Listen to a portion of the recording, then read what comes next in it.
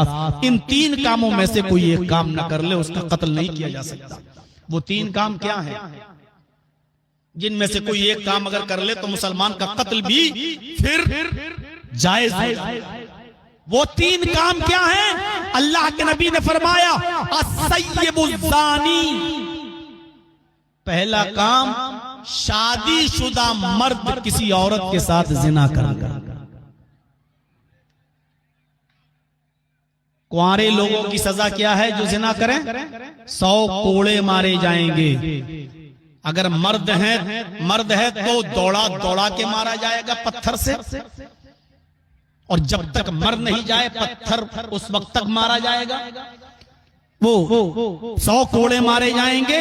یہ اس کے لیے ہے جو کنوارا ہے، لڑکا ہو یا لڑکی۔ لڑکا ہے تو دوڑا دوڑا کے 100 کوڑے تو جو شادی شدہ ہے اس کو پتھروں سے مارا جائے گا۔ جو شادی شدہ ہے اس کو پتھروں سے مارا جائے گا، اور کنوارا ہے اس کو 100 کوڑے مارے جائیں گے۔ مر جائے تو مر جائے، زندہ رہ گیا تو ٹھیک ہے۔ کنوارا لڑکا اور لڑکی ہے تو 100 کوڑے مارے جائیں گے، اور 1 سال کے لیے شہر بدر کر دیا جائے گا۔ 1 سال کے لیے اپنے گاؤں سے باہر نکالا جائے گا۔ لیکن شادی شدہ مرد ہے تو اس کو 100 کوڑے مارے جائیں گے، 100 پتھروں سے مارا جائے گا جب تک وہ مر نہ جائے، روح نہ نکل جائے، لیکن اس کو دوڑا دوڑا کے مارا جائے گا۔ اور کوئی عورت ہے تو اس کو پتھروں سے دوڑا دوڑا کے نہیں مارا جائے گا۔ شادی شدہ عورت ہے اس کو سینے کے برابر دفن کر کے گاڑ کر اس کو مارا جائے گا، تاکہ یہ اس کی بے حرمتی نہ ہو، بے پردگی نہ ہو۔ اس عورت کی یہ سزا ہے۔ تو السیب الزانی، لیکن یہاں نہیں۔ اب بنگال میں سزا مت دینا کہ کوئی شادی شدہ آدمی زنا کر لے تو آپ اس کو قتل کر دیں، آپ نہیں ماریں گے اس کو۔ اسلامی حکومت جہاں ہوگی، جہاں اسلامی قانون کا نفاذ ہوگا، سعودی عرب وغیرہ کے اندر آج بھی سزا دی جاتی ہے۔ 100 کنوارے ہیں تو کوڑے مارے جاتے ہیں، اور شادی شدہ ہے تو اس کو اب قتل کر دیا جاتا ہے، پتھروں سے نہیں مارا جاتا، اب اس کی گردن ہی اڑا دی جاتی ہے۔ مقصد یہ ہے کہ وہ جلدی سے ختم ہو جائے، مر جائے۔ حالانکہ راج ٹھاکرے نے تو کہا تھا بمبئی کی سرزمین پر بال ٹھاکرے جی کے بھتیجے نے کہ پتھروں ہی سے مارنا چاہیے، اسلامی سزا دینی چاہیے بلااتکاریوں کو۔ اسلام نے جو یہ سزا متعین کی وہ بالکل ٹھیک سزا متعین کی ہے۔ ہر بلااتکاری کو چوراہے پر کھڑا کر کے پتھروں سے مار ڈالنا چاہیے، اور پوری پبلک کو اجازت دینی چاہیے کہ وہ پتھروں سے مارے۔ میرے بھائیو، اسلام کی سزا کو آج اسلام کے دشمن بھی اب پسند کرنے لگے ہیں، اور وہ بھی ماننے لگے ہیں کہ یہی سزا دی جانی چاہیے۔ تو السیب الزانی، شادی شدہ اگر کوئی زناکار زانی ہے تو اس کی جان لی جا سکتی ہے، اس کا خون حلال ہے۔ اور دوسرا، اللہ کے نبی صلی اللہ علیہ وسلم نے فرمایا وَالنَّفْسُ بِالنَّفْسِ، نفس کے بدلے میں نفس، جان کے بدلے میں جان۔ اگر کسی مسلمان نے کسی مسلمان کا قتل کیا ہے تو پھر بدلے میں اس کو بھی قتل کیا جائے گا، اس کو بھی مارا جائے گا، یعنی خون کے بدلے میں خون۔ اگر یہ مسلمان ہے، کلمہ گو ہے، لیکن قاتل ہے تو بدلے میں اس کو بھی قتل کیا جائے گا، اس کی بھی خون حلال ہے۔ اور تیسری چیز اللہ کے نبی نے فرمائی المفارق والتارق لدینہ، المفارق للجماعہ، دین چھوڑنے والے۔ دیکھیے، آپ غیر مسلم ہیں، آپ کے اوپر تلوار رکھ کر آپ سے نہیں کہا جائے گا اسلام لاؤ، یہ غلط ہے۔ کوئی زبردستی آپ کو مسلمان نہیں بنا سکتا۔ اگر آپ کو اسلام اچھا لگ رہا ہے، پڑھ لکھ کر سمجھ کر آپ اسلام قبول کر کے اسلام میں داخل ہو گئے تو پھر اب آپ کو چھوڑنے کی اجازت نہیں ہے۔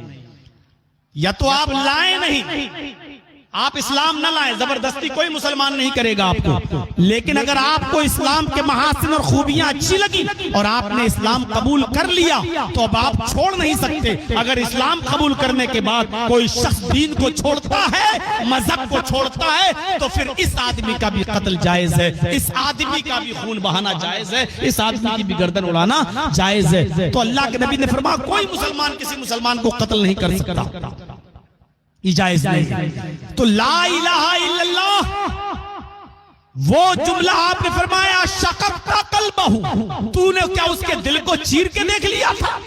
میرے بھائیوں، لا الہ الا اللہ کسی انسان کو جنتی بنا دیتا ہے چاہے کتنا گناہگار ہو، اور اگر کوئی آدمی کلمہ پڑھنے سے پہلے مر گیا تو وہ جہنمی ہو جاتا ہے۔ میرے بھائیوں، آپ دیکھیں اللہ کے نبی جناب محمد رسول اللہ صلی اللہ علیہ وسلم کو پتا چلتا ہے کہ یہودی بچہ بیمار ہے، بخاری کے الفاظ ہیں، اللہ کے نبی اس بچے کی عیادت کرنے کے لیے جاتے ہیں۔ اس بچے کی عیادت، یہودی بچہ نبی کی خدمت کرتا تھا، وہ اسلام لانا چاہتا تھا لیکن اپنے باپ کے ڈر سے اسلام نہیں لایا۔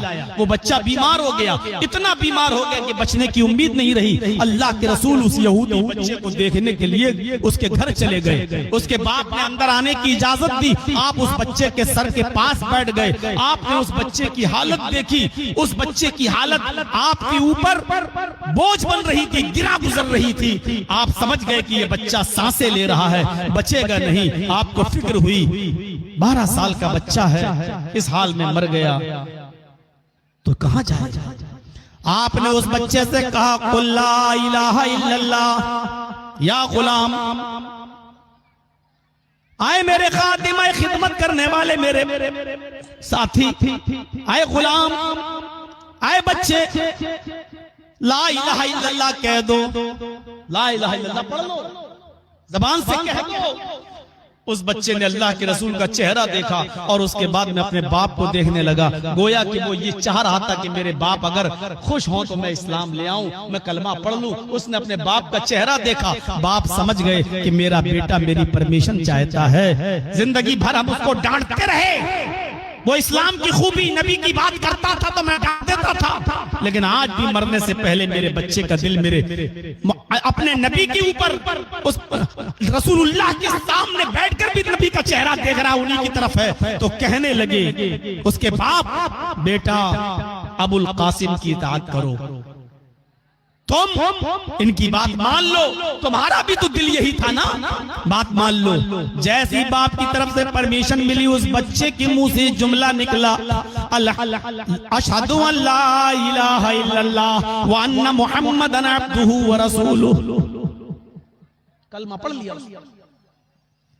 اور اتفاق دیکھیے آپ، جیسے ہی اس کی زبان سے کلمہ نکلا اس کی روح بھی نکل گئی، اس بچے کا انتقال ہو گیا۔ اللہ کے نبی نے اس بچے کے سر پہ ہاتھ پھیرا، یقین کر لیا اس بچے کا انتقال ہو گیا۔ آپ بیٹھے تھے، کھڑے ہو گئے اور آسمان کی طرف نظر ڈالی اور فرمایا الحمدللہ الذی انقذہ عن النار، تمام تعریفیں اس اللہ رب العالمین کے لیے ہیں جس نے اس بچے کو آخری وقت میں جہنم کی آگ سے بچا لیا۔ تمام تعریفیں اس اللہ کے لیے ہیں جس نے اس بچے کو آخری وقت میں جہنم سے بچا لیا، انقذہ عن النار، جہنم سے بچا لیا۔ 12 سال تک وہ بچہ کفر و شرک کی دلدل میں تھا اور مرنے سے پہلے اس کو کلمہ نصیب ہو گیا۔ کلمے کے پڑھنے پر نبی اکرم نے فرمایا اس اللہ کی تعریف بیان ہونی چاہیے جس نے اس بچے کو آگ میں جلنے سے بچا لیا۔ دیکھ رہے ہیں اسود کا واقعہ آپ نے سنا ہوگا۔ اللہ کے نبی صلی اللہ علیہ وسلم نے جب خیبر کے قلعوں پر حملہ کیا اور فتح کرتے چلے گئے تو ایک اور قلعہ تھا جس کو قلعہ خیبر کہا جاتا تھا، اس کا محاصرہ کر لیا، اس کو گھیر لیا چاروں طرف سے اور باہر خیمہ ڈال کر بیٹھ گئے۔ اس خیبر، اس قلعے کا رہنے والا ایک یہودی تھا جس کا نام اسود تھا، وہ بکریاں چرانے کے لیے باہر نکلا تھا۔ اس بکریاں چرانے کے بعد جب وہ اندر آنے کی کوشش کرتا ہے تو اس نے پوچھا محمد رسول اللہ کے صحابہ سے کہ میں آپ کے نبی سے، آپ کے رسول سے میں ملنا چاہتا ہوں، میں جاننا چاہتا ہوں کہ وہ کون سا دین پیش کرتے ہیں۔ بتایا کہ وہ خیمہ جو ڈلا ہوا ہے اسی خیمے کے اندر موجود ہیں۔ اس کو یقین نہیں ہو رہا تھا پورے عرب کا بادشاہ مسلمانوں کے دلوں پر حکومت کرنے والا ایک معمولی خیمے میں رہے گا، ایک معمولی پردے میں رہے گا۔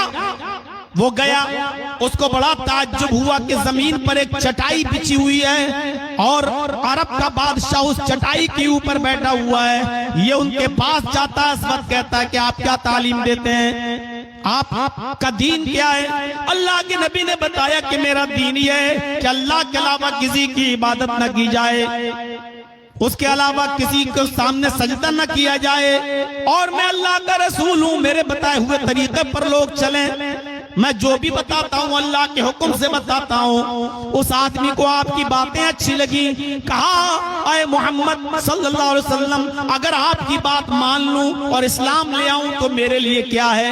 آپ نے فرمایا اگر اسلام لے آتے ہو تو تمہارے سارے گناہ معاف ہو جائیں گے اور میں تمہیں اپنے سینے سے اپنے گلے سے لگاؤں گا۔ اس نے کہا کہ آپ مجھ جیسے دیہاتی کو گلے سے لگائیں گے، میرے جسم پر میلا کچیلا کپڑا ہے، بدبو آتی ہے میرے جسم سے، اور آپ مجھے سینے سے لگائیں گے۔ آپ نے کہا اسلام لانے کے بعد، اسلام قبول کرنے کے بعد اونچ نیچ کہاں رہتی ہے؟ ہم آپ کو کلمہ بھی پڑھائیں گے، اسلام قبول بھی کرائیں گے، اور اب تو میرے بھائی بھی ہو جاؤ گے۔ اس نے کلمہ پڑھ لیا، اسلام لے آیا، کہنے لگا اللہ کے نبی اب کیا کام کروں؟ آپ نے کہا نماز کا وقت نہیں کہ میں تجھ سے کہوں نماز پڑھ لے، رمضان کا مہینہ نہیں کہ میں تجھ سے کہوں روزہ رکھ لے، ہاں ایک کام ہو رہا ہے، بارڈر پر جہاد کے لیے ہمارے صحابہ گئے ہیں، تم بھی جہاد میں شامل ہو جاؤ۔ کہنے لگا میرے پاس بکریاں ہیں،